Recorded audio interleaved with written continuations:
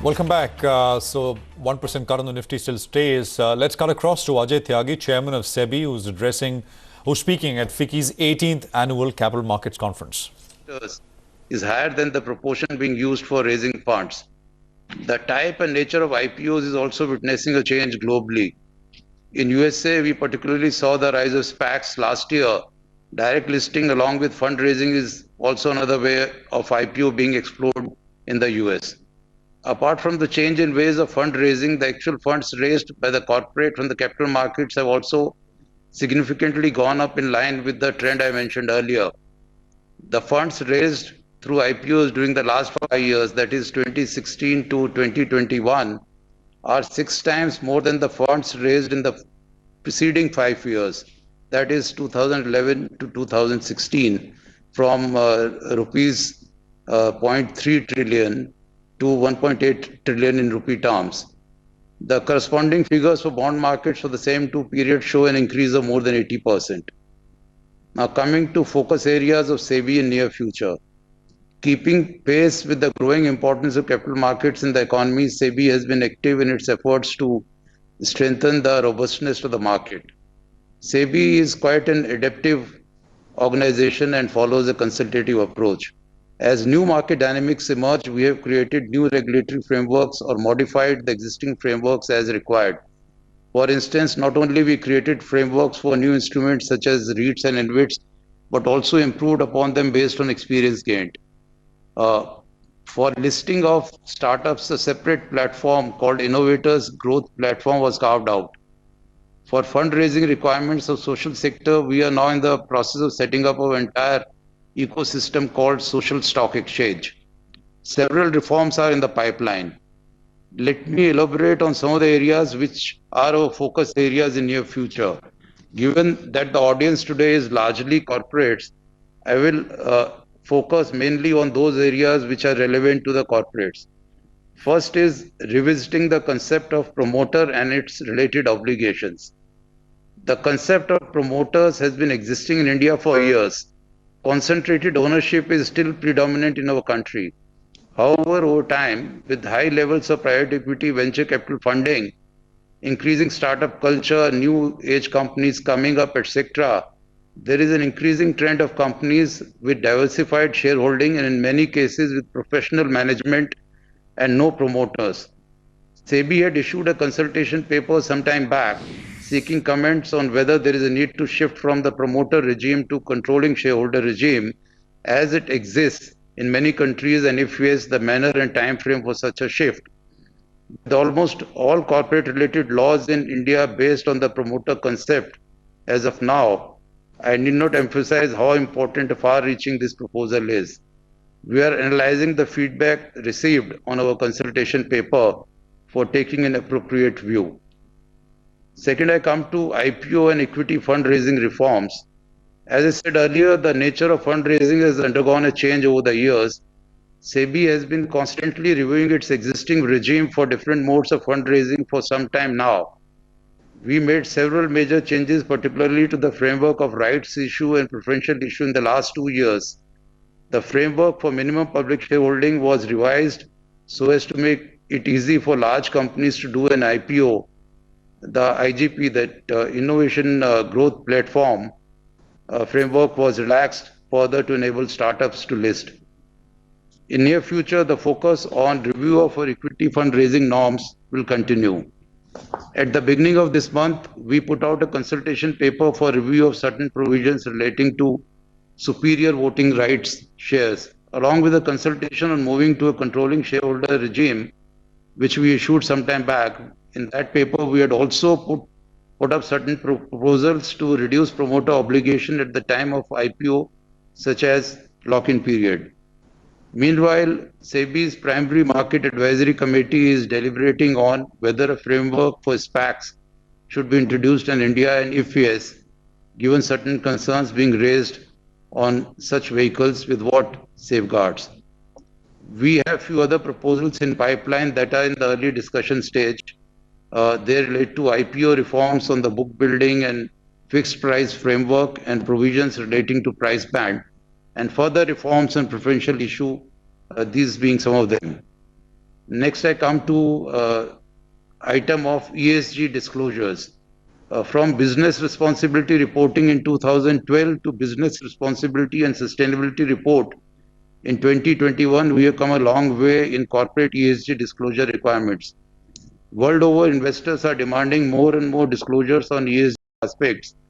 And with new BRSR, we are fully geared up to provide such disclosures. We had detailed deliberations with the industry, including a specific roundtable for the same before we introduced BRSR. The industry had sought time to adapt to the new disclosure requirements, and accordingly, we adopted a phased approach.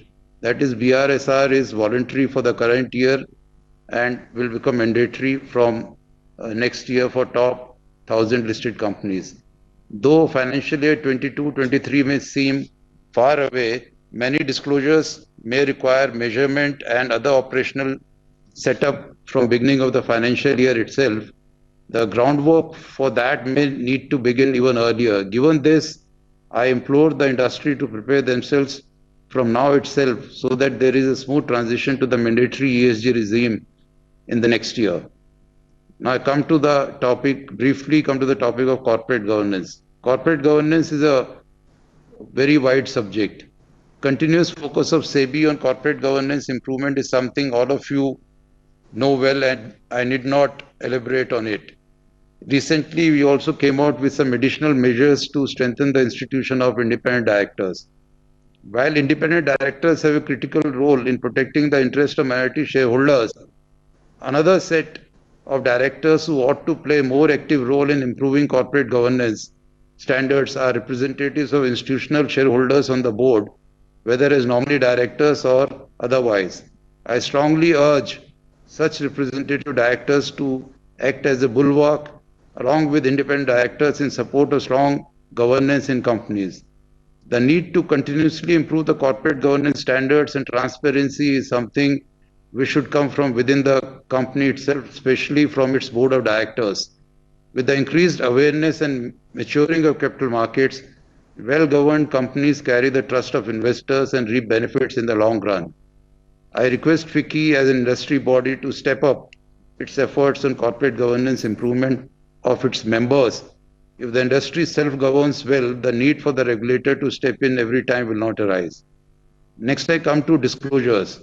Apart from disclosures in fundraising documents, SEBI regulations primarily require listed companies to have two sets of disclosures. Firstly, periodic disclosures where formats have been prescribed by SEBI, and secondly, disclosures of material events where certain events have been deemed as material and must be disclosed, and the others to be disclosed if considered necessary by the board, by the company and its board to be material. On both these aspects, I must say disclosures where many companies are lacking. On periodic disclosures such as annual reports, while all the fields are being filled in many cases they appear more like a check box exercise. This is not acceptable. Documents as important as the financial results, annual reports, corporate governance reports, and others need the level of quality the investors deserve. Not only the periodic disclosures, we often see the companies do not go beyond the deemed material events specified in SEBI regulations to disclose material events.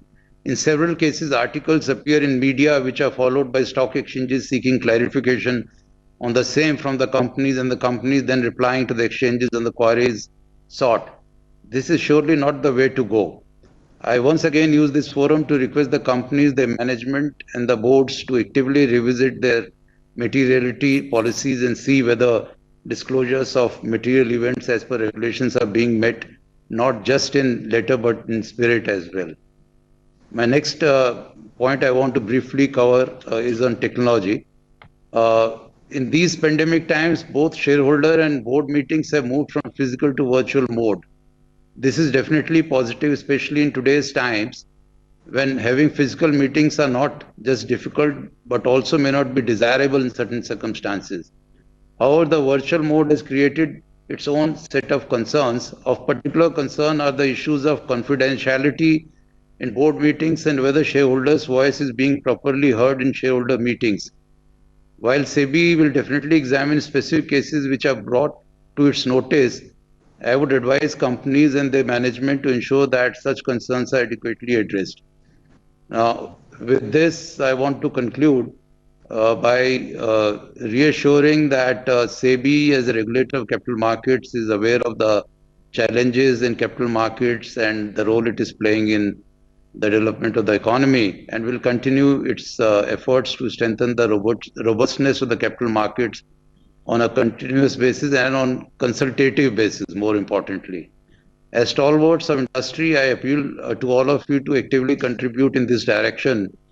Giving suggestions to SEBI is one way of doing this, and we always welcome good ideas. Another way is to simply constantly review policies and procedures in your own companies, improving upon them and ensuring that they are world class. Thank you and wishing you a great day ahead. Now, with this, I conclude my to briefly react to some of the points which are raised by Mr.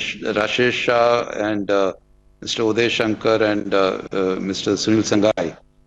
Starting with Mr. Rashesh Shah's comments, I couldn't agree more that there is a need to develop the Indian debt markets and the points which you raised as interest rate derivatives, CDS, trading in SRs. We, in fact, have been taking a lot of efforts in that direction, and Vikram, in his address, has already given details of some of the steps which we took in the last, say, 2 years. One is that RFQ platform, which has really become quite active in the past few months. And another, the platform being set up for trading repo in corporate bonds. Clearly, it is not only SEBI's subject, and other regulators and government need to take appropriate view in this. But I fully support that the debt market needs to develop the way the equities market is today. On the technologies side, we are well aware, and Vikram actually mentioned about what has been done by MIIs on the technology side within SEBI, and this point was also mentioned by Mr. Sunil Sangai. Within SEBI, we in fact have set up our own private cloud infrastructure. We are developing a data lake for enhancing data analytics capability. And I think, as Sunil said, that we are already using it in our surveillance mechanism, which will have the capability for both structured and unstructured data. And we have started using in the surveillance department the capabilities which are being further developed. We have set up a new and modern data center. We have operationalized our NOC, and we have into data sharing MOU with other government bodies. So on the technology part, we fully appreciate. In fact, we are spending a lot of time, energy, and even manpower recruitment also we are enhancing within SEBI on the IT side.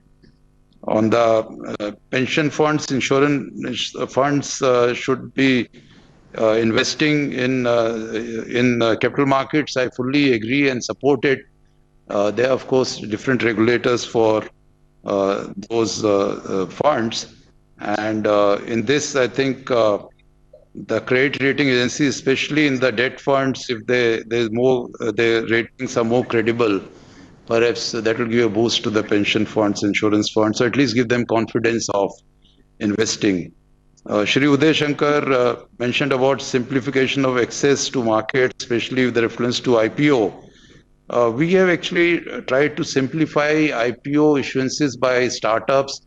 We came out with this IGP platform, and in fact, in the last my tenure itself, we have had 2 consultations and improved upon them. The platform somehow it has not taken off, and we are still again in consultation with the industry, especially tech companies, to suggest as to what further improvements could be made.